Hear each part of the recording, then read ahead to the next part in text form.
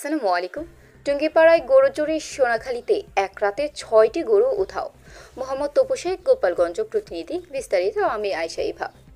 গোপালগঞ্জ জেলার টুঙ্গিপাড়া উপজেলার জুয়ারিয়া ইউনিয়নের সোনাখালী গ্রামে গরু চুরির একটি চাঞ্চল্যকর ঘটনা ঘটেছে।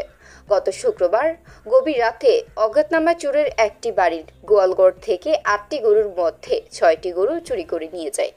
ক্ষতিগ্রস্ত গৃহস্থের পরিবার সূত্রে জানা যায়, প্রতিদিনের মতো ওই দিন রাতেও গরুগুলো গোয়ালঘরে বেঁধে রাখা হয়। তবে ভোরবেলা উঠে দেখা যায় গোয়ালঘরের তালা ভাঙা আর ৬টি গরু উধাও। ধারণা করা হচ্ছে চোরেরা সংঘবদ্ধ দল পূর্ব পরিকল্পিতভাবে এই চুরির ঘটনা ঘটিয়েছে। ঘটনার পরপরই বিষয়টি টুঙ্গিপাড়া থানায় জানানো হয়েছে।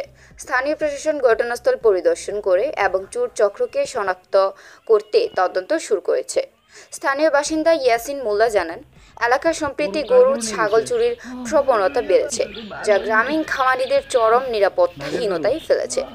ওই অসহায় পরিবার দ্রুত চোরদের গ্রেফতার ও গরুগুলো উদ্ধারের দাবি জানিয়েছেন।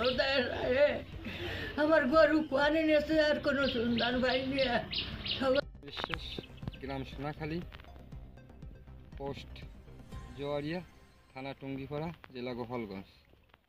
আমার 8টা গরু ছিল একটা বাসায়, সেখান থেকে 6টা গরু চুরি হয়ে গেছে শুক্রবার রাত্রে। আনুমানিক কত টাকার মূল্যের গরু ছিল? আনুমানিক 5.5 লক্ষ টাকার গরু ছিল। দুটি গাই, দুটি বন বাছুর। সে বন বাছুর দুটি এবার ডাক আইছিল, তার ডাক ধরানো হয় নাই, সেই গরু নিয়ে গেছে। আর দুটি বাছুর না জানো আর না ঘটে।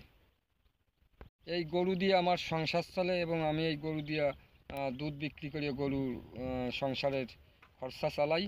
তাই সেই গরু আমার, সেই দুধের গরু সব চুরি করে নিয়ে গেছে, বাছুর সহ।